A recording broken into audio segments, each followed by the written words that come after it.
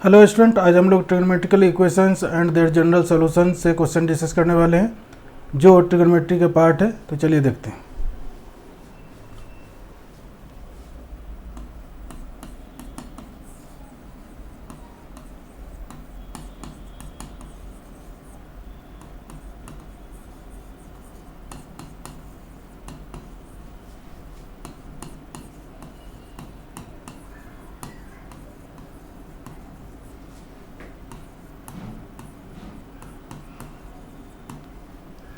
Trigonometrical equation and their general solution. General solution means जैसे अगर हम लोग साइन थीटा की बात करें, साइन थीटा इक्वल्स टू 0 होता है, थीटा इक्वल्स टू 0 और पाई बोलते हैं। लेकिन यह फर्स्ट सर्कल में बात की है, लेकिन ये 0 और पाई नहीं, 2 पाई, 3 पाई, 4 पाई, n पाई ऐसे होता है। इसीलिए जब साइन थीटा इक्वल्स टू 0 हो तो थीटा इक्वल्स टू n पाई जो बोलते हैं वह जनरल सॉल्यूशन हुआ। तो इस तरह से हम लोग देखेंगे कि if sine theta equals to 0 then theta equals to n pi। if ऐसे ही अगर cos थीटा की बात की जाए तो cos थीटा इक्वल्स टू 0 होगा, then theta equals to pi by 2, 3 pi by 2, 5 pi by 2, minus pi by 2 means odd multiple of pi by 2। तो जनरलाइज करेंगे इसे तो थीटा इक्वल्स टू हो जाएगा 2n plus 1 into pi by 2 और 2n minus 1 into pi by 2 भी बोल सकते हैं। if tan theta equals to 0 then theta equals to similarly n pi ही होता है। तो sin थीटा 0 तो theta n pi, cos theta 0 तो theta 2n plus 1 into pi by 2, tan theta equals to 0 then theta n pi once again. यह बात होगी। अब यहाँ पर या तो 0 की बात होगी, तब अगर मेरे पास ऐसे होता कि sin theta equals to half मान लो, तो थीटा का जनरल सॉल्यूशन क्या होता। तो इसके लिए हमें sine theta equals to sine theta equals to sine alpha वाला फॉर्मूला हमें जानना चाहिए। तो अगर मेरे पास ऐसा हो कि sine theta equals to sine alpha हो जाए, then theta equals to n pi plus minus 1 to the power n into alpha होता है। इसी तरह से if cos theta equals to cos alpha हो तो theta equals to 2n pi plus minus alpha बोलते हैं। और ऐसे ही अगर बोले तो tan theta equals to tan alpha हो जाए, तब theta equals to n pi plus alpha होता है। इन ऑल केसेज n क्या होता है, इंटीजर से 0 plus minus 1 plus minus 2 and so on, या n belongs to z i ऐसा बोल सकते हैं। तो यह 6 फार्मूला है जिसको यूज करके हम लोग ट्रिग्नोमेट्रिकल इक्वेशंस को सॉल्व करते हैं। अगर साइन थीटा 0 तो theta n pi, cos theta 0 theta 2n plus 1 into pi by 2 और 2n minus 1 into pi by 2, tan theta equals to 0 theta n pi, sine theta equals to sine alpha then theta equals to n pi plus minus 1 to the power n into alpha, cos theta equals to cos alpha then theta equals to 2n pi plus minus alpha and tan theta equals to tan alpha then theta equals to n pi plus alpha. ऐसा हो गया। अब अभी मैंने लिखा था sin theta equals to 1/2, इसका general solution चाहिए। तो sin थीटा इक्वल्स टू 1/2 है। हमें फर्स्ट सर्कल में देखना है कि 0 से 2 पाई या ऐसा भी क्लॉकवाइज एंटी क्लॉक में प्रिंसिपल वैल्यू ब्रांच ले लेते हैं। लेकिन अगर थीटा की वैल्यू जाने की sin थीटा अगर 1/2 है तो थीटा की वैल्यू क्या होगी, तो कैसे जानेंगे। तो साइन थीटा 2 क्वाड्रेंट्स में पॉजिटिव होता है, फर्स्ट एंड सेकंड क्वाड्रेंट्स में, और फर्स्ट एंड सेकंड क्वाड्रेंट में पॉजिटिव होता है। तो अगर साइन थीटा की वैल्यू अगर थीटा पाई बाई 6 ले तो साइन पाई बाई 6 भी 1/2 होगा, और साइन पाई माइनस थीटा भी साइन थीटा होता है, तो pi minus pi by 6 that is 5 pi by 6 भी 1/2 होगा। तो हमें क्या करना है, साइन पाई बाई 6 और साइन 5 पाई बाई 6 मैंने लिख दिया। लेकिन अभी पाई बाई 6 एंड 5 पाई बाई 6 में दोनों में सबसे छोटी वैल्यू क्या है, पाई बाई 6। तो पाई बाई 6 लेंगे, 5 पाई बाई 6 को नेगलेक्ट कर देते हैं और इसी को लेकर के चलेंगे। तो अभी मेरे पास है sine theta equals to sine pi by 6। अब यहाँ पर देखेंगे फॉर्मूला कि sine theta equals to sine alpha then theta equals to n pi plus minus 1 to the power n into alpha. तो थीटा इक्वल्स टू क्या हो गया, therefore theta equals to n pi plus minus 1 to the power n into alpha के जगह पर क्या है π/6 हो गया आंसर। यहाँ पर n क्या है, फिर इंटीजर्स है, n equals to 0 plus minus 1 plus minus 2 and so on, कुछ भी रख सकते हैं। ठीक है, तो इस तरह से हम लोग जनरल सॉल्यूशन करते हैं। एक बात और ध्यान रखने की होती है कि अगर ट्रिग्नोमेट्रिकल इक्वेशन दिया हुआ है, जैसे यहाँ sine theta equals to half था, इसमें कोई प्रॉब्लम नहीं है, लेकिन अगर ट्रिग्नोमेट्रिकल इक्वेशंस दिया हुआ है जिसमें साइन भी है, कॉस भी है, टैन भी है, तो हम लोग कोशिश करेंगे कि टैन में कन्वर्ट कर ले, अगर हो सकता है तो। कि टैन में सबसे आसान होता है मेथड कि tan theta equals to tan alpha then theta equals to n pi plus alpha. अगर टैन में नहीं होता तो कॉस में कोशिश करेंगे, कॉस में आ जाए, कॉस में आएगा तो भी आसान होता है, cos theta equals to cos alpha then theta equals to 2n pi plus minus alpha. Last option sine है, अगर कोई उपाय नहीं है, कोई सॉल्यूशन ही नहीं मिल रहा है, तो हम लोग साइन में ही बात करेंगे और साइन थीटा का फॉर्मूला लगाएंगे। जब ट्रिग्नोमेट्रिकल इक्वेशंस को सॉल्व करते हैं तो स्क्वायरिंग को अवॉइड करना है, क्योंकि स्क्वायरिंग करेंगे जहाँ तक पॉसिबल हो स्क्वायरिंग को अवॉइड करना है, क्योंकि स्क्वायरिंग करेंगे तो जो वैल्यू नहीं आने वाला वो आ सकता है, उसे एक्सट्रेनियस रूट कहते हैं। तो फिर आपको चेक करना पड़ेगा कि कौन सी वैल्यू सेटिस्फाई कर रहा है और कौन सी वैल्यू नहीं कर रहा है। जो नहीं कर रहा है उसे नेगलेक्ट करना है।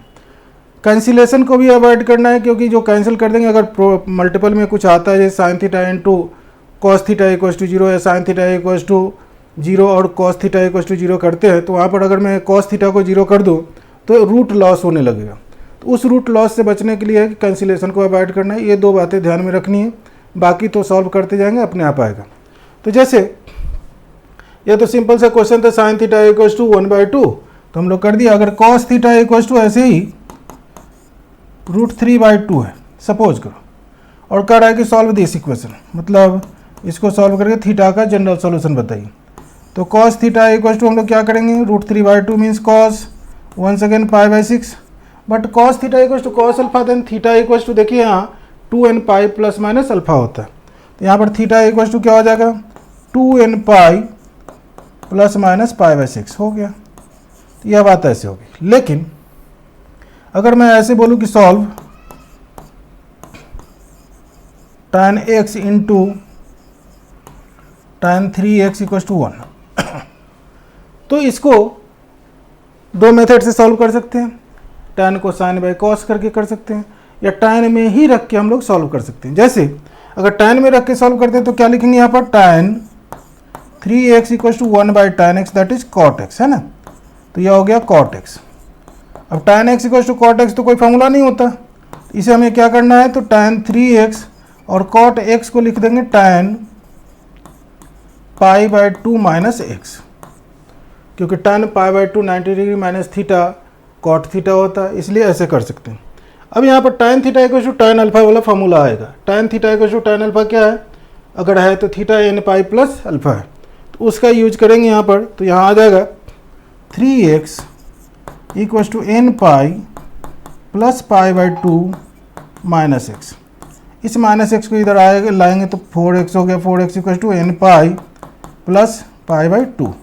सो x equals to 1/4 n pi plus π/2, या ब्रैकेट ओपन करके हम लोग लिख सकते हैं। इस तरह से हम लोगों ने सॉल्व किया। लेकिन इसी क्वेश्चन को हम लोग ऐसे भी सॉल्व कर सकते हैं, जैसे बात की जाए यहाँ पर, तो tan 3x into tan x equals to 1 है, ठीक है। इसे sin 3x by cos 3x